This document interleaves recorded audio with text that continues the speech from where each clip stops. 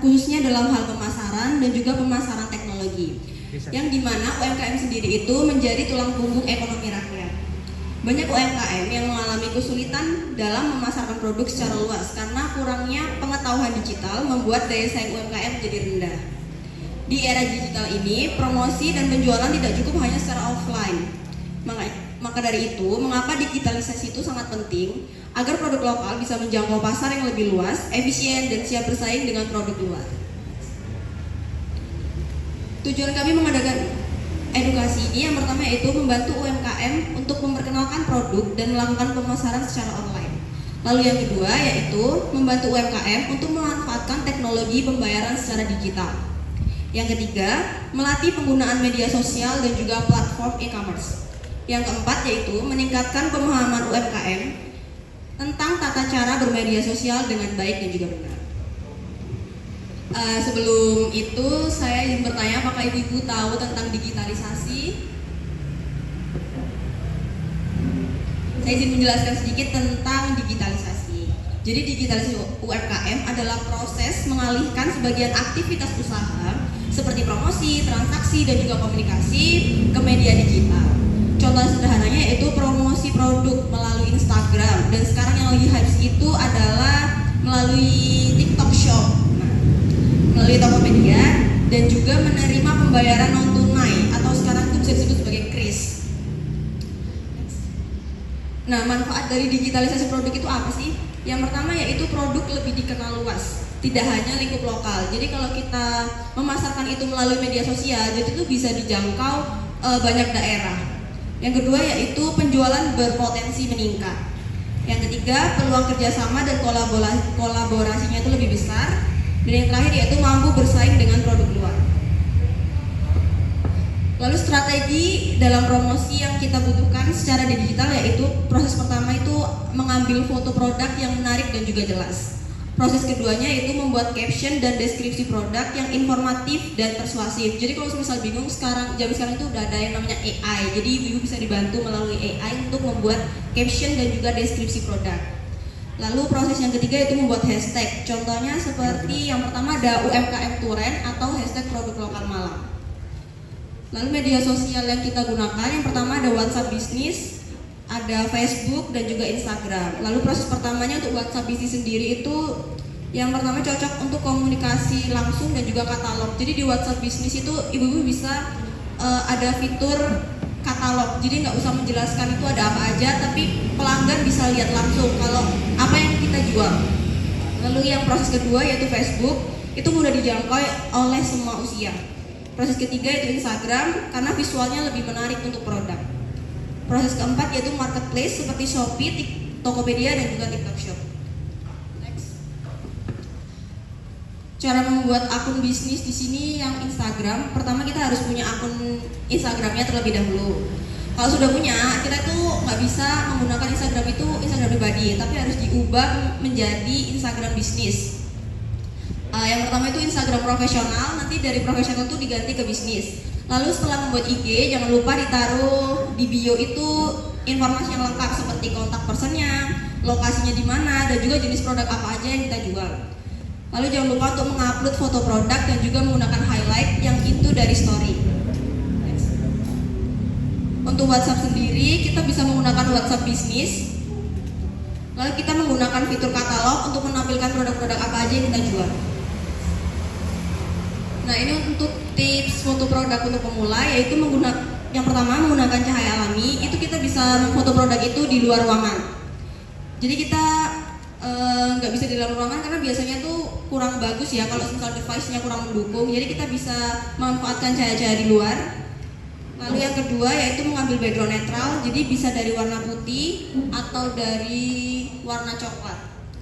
Yang ketiga kita bisa mengedit pakai aplikasi yang gratis, ada aplikasi namanya Canva atau Snow, kayak gitu tuh bisa membantu buat mengedit. Lalu yang keempat yaitu kita nggak perlu menggunakan kamera yang mahal, pakai HP saja sudah cukup. Lalu kita kolaborasikan dengan mengedit tadi. Ke materi yang utama yaitu pengenalan kris dan juga pembayaran digital. Jadi apa sih KRIS itu? KRIS atau Quick Response Code Indonesia Standard itu sistem pembayaran digital dengan satu kode untuk semua aplikasi. Manfaatnya sendiri itu yang pertama dia praktis, aman dan juga cepat. Yang kedua mengurangi penggunaan uang tunai. Yang ketiga cocok untuk usaha kecil menengah. Kemarin kita sempat dapat himbauan dari Pak Lurah untuk memberikan informasi ini tentang waspada penipuan di media sosial. Kenapa kita perlu waspada? Karena yang pertama semakin banyaknya pelaku UMKM yang aktif di media sosial, maka dari itu banyak juga yang menipu secara online. Dengan secara tidak sadar kita itu ditipu secara online kayak gitu. Jadi kita perlu banyak-banyak waspada. Yang kedua yaitu penipu sering menyamar menjadi pembeli, reseller atau bahkan akun resmi instansi. Nah, modus yang sering terjadi itu pertama yaitu pesanan fiktif dengan bukti transfer palsu. Jadi ketika ada pembeli yang mengirimkan bukti transfer, kita harus benar-benar mengecek apakah bukti transfernya itu berupa editan atau seperti apa, dan juga jangan lupa untuk mengecek mutasi dari rekeningnya. Yang kedua, akun palsu mengaku sebagai kurir. Yang ketiga, admin marketplace atau bank. Yang keempat itu tautan link palsu yang mencuri data akun. Ini yang sekarang lagi viral banget. Jadi kalau ada nomor tidak dikenal menghubungi, mengirimkan link, jangan langsung dipencet. Jadi buat tips yang bisa kita beri, yang pertama yaitu kita harus mengecek profil pembelinya, kita harus melihat histori. KRIS ini kalau di Bank Jatim itu keunggulannya apa dari bank lain? Kalau di Bank Jatim keunggulannya itu kalau dari segi waktu masuknya dana itu langsung masuk Bapak Ibu. Jadi itu keunggulan kita. Sedangkan kalau di Bank BRI atau bank yang lain itu kadang masuknya besoknya dananya. Ketika pelanggan scan langsung masuk kalau di Bank Jatim gitu. Kalau di bank yang lain kadang pending, masuknya nggak hari itu juga tapi besoknya atau beberapa jam kemudian begitu. Oke, next. Jadi KRIS ini adalah singkatan dari Quick Response Code Indonesian Standard ya.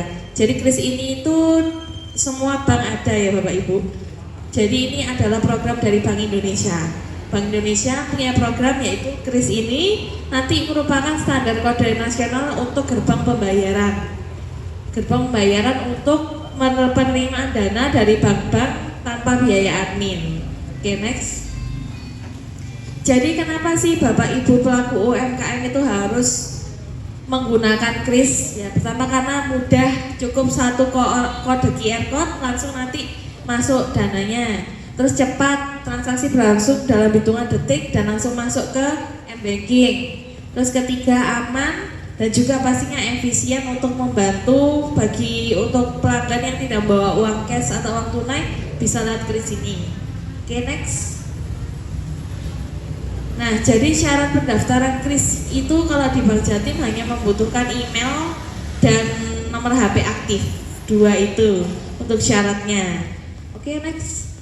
Nah, nanti untuk pembukaan KRIS-nya nanti kita fasilitasi juga. Barangkali nanti hari ini ada yang belum punya Bank Jatim, kita bisa bukakan dulu jenis tabungannya. Mungkin yang kita tawarkan tabunganku. Kenapa tabunganku? Karena ini yang paling murah di Bank Jatim. Setoran awalnya 20.000 dan ini juga berlaku bagi UMKM maupun mahasiswa-mahasiswi di sini. Misalnya ada yang punya usaha itu bisa kita bukakan juga KRIS, karena KRIS ini juga selain untuk usaha kita juga bisa untuk pribadi ya, karena saya juga gunakan untuk pribadi. Contohnya misalnya kalau lagi main sama teman gitu kan, temannya nggak bawa uang tunai, nanti bayarnya langsung ke KRIS kita gitu.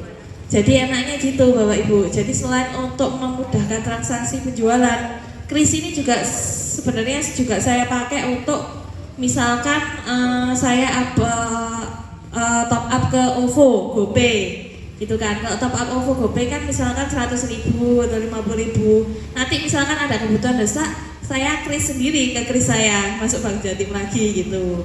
Jadi fungsinya KRIS itu selain untuk mendukung penjualan juga bisa untuk pribadi ya. Jadi transaksi pribadi misalkan ada yang utang-utang itu bisa langsung KRIS saja kan. Kalau transaksi transfer kan BIFAS 2,5. Terus kalau yang real time 6,5, sedangkan KRIS kan bisa gratis gitu. Jadi bisa langsung pakai kris dengan kode itu dari bank manapun bisa gitu. Oke, next.